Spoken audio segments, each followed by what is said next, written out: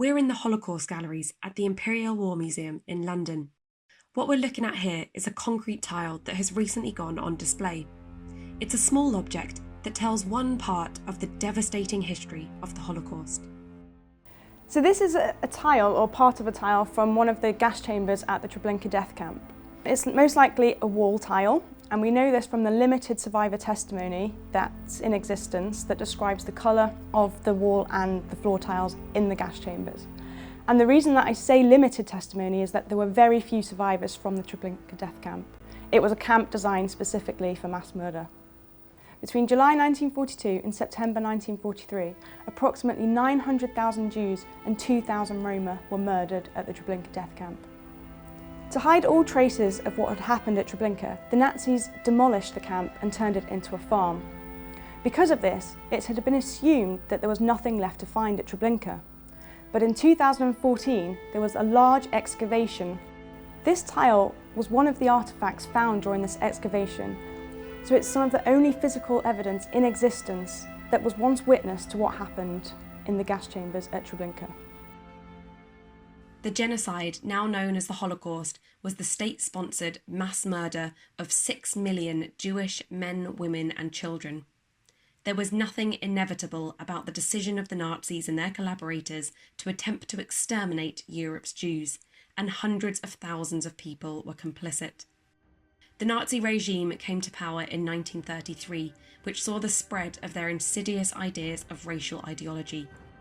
Persecution and violence towards Jewish people living within the Reich became sinister and overt. Jewish people were initially pressured to emigrate, and many escaped from the Reich, but thousands were left behind. War was declared on the 3rd of September 1939. The events that followed eventually led to the Nazis' plan for the extermination of Europe's Jews. It was in September 1939 when Warsaw first made front-page news. With horror and bewilderment, fear and incredulity, the world followed it. The invasion of Poland and the start of the war in Europe provided circumstances for more extreme behaviour from the Nazi regime. Their invasion and occupation tactics were brutal and ruthless. Civilians were on the front line and were not spared. Nazism had become an explicitly murderous regime. Germany's territorial expansion also brought about a large increase in the number of Jews under the control of the Reich. This led to the formation of the first ghettos.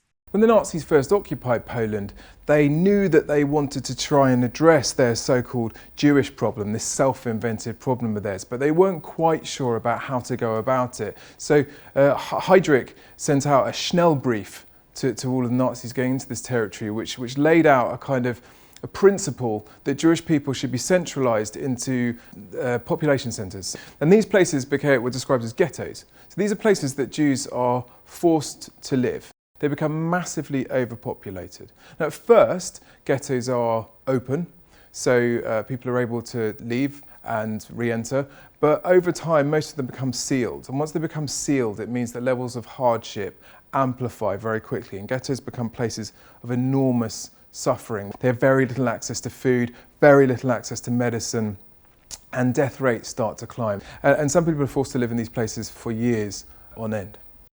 We moved into the ghetto and we moved with my grandparents. And at first the conditions, anyway for us, for the children, didn't seem so threatening. But very quickly the conditions in the ghetto became worse and worse.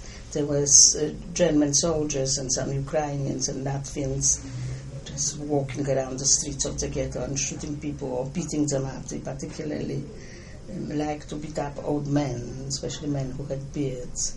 There was so much hunger that very quickly people began to die of hunger, and I remember seeing children who I knew from the school before with swollen bellies, and then there were outside our gates even bodies put out because so many people died and people couldn't bury them.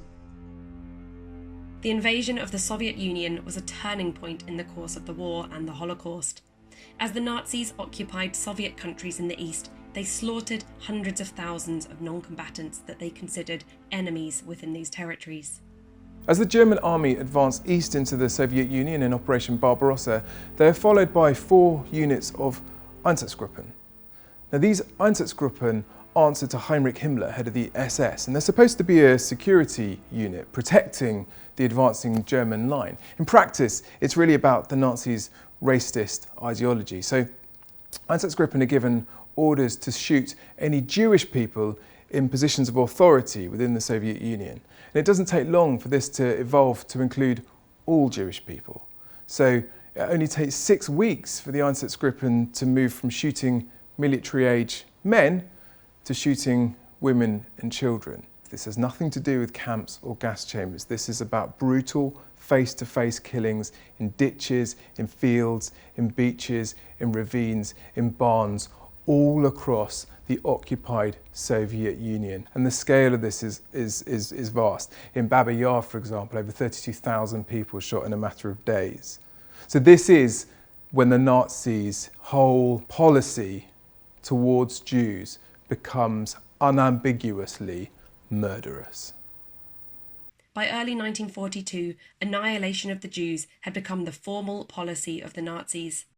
The covert plan, Operation Reinhard, to liquidate the 2 million Jews under Nazi control in occupied Poland was approved. This would begin with the deportation and murder of those living in the ghettos. The extermination of all Jewish people in Europe was the ultimate goal. This required immense logistical organisation as well as complicity not just from the Nazis but commercial companies and hundreds of thousands of individuals across occupied Europe. The so-called Reinhard camps, Belzec, Sobibor and Treblinka II, were the final destination of approximately 1.75 million men, women and children. Located within occupied Poland, they were designed to be discreet and efficient. People were told that they were being processed for work in the east, but needed to be showered before this procedure. The showers were actually gas chambers that pumped carbon monoxide into the sealed rooms. The process was brutal, barbaric, and routinely inefficient. Separate to the small number of extermination camps was the concentration camp network. This network had started in the early years of the regime to target all those the Nazis considered to be enemies of the state, including communists, Jehovah's Witnesses, and homosexual men. The camp network grew rapidly as the war developed, and the Nazis' need for additional labour to support the crumbling war effort became increasingly acute. Auschwitz became a centre of this process, and by 1944 had become the focal point of both the mass murder and enslavement of Europe's Jews. Within the concentration camp system, Jewish people were considered by the Nazis to have no worth at all. They were treated incredibly badly, and from the Germans' point of view, the ultimate aim was still to ensure all Jewish people within Europe were murdered. They just saw this as a different way of killing them. Rather than killing them directly, they would work them to death. So they made them work on very, very, very meagre rations, in dreadful conditions, in barracks, living with 3 or 4 or 5 people to a bunk infested with lice. And they made them work in incredibly dangerous versions of hard labour in order to serve Germany's ailing war effort. This jacket belonged to Leibish Engelberg when he was a prisoner in the concentration camp system. Leibish survived several forced labour camps and numerous concentration camps. Leibish, his wife Leiber and 2 young sons, David and Israel, moved from Belgium to the unoccupied zone of France, thinking that they would be safer. But in the summer of 1942, roundup of Jews, particularly foreign Jews, which the Engelbergs were, began, and Leibish and his family were arrested on the 26th of August 1942. Leibish and his family, which included his wife, sons and brothers and their family, were put on convoy number 29. This convoy was one of those from France and the Netherlands that was stopped at a town called Kozel on its way to Auschwitz. Here, men between about the ages of 15 to 50 were selected for forced labour. Leibish and his brother Joseph were likely selected. The rest of his family continued on to Auschwitz, where they were murdered in the gas chambers on arrival. So Leibish and his brother Joseph actually remained together throughout the duration of the war. They were held together in several forced labour camps and then in concentration camps, including Auschwitz-Birkenau and Dachau. And they were liberated from a subcamp of Dachau in April 1945. This jacket was worn by Leibish within the concentration camp system, and he kept this jacket after liberation. He actually kept it in a cupboard at his home, but never spoke about his experiences.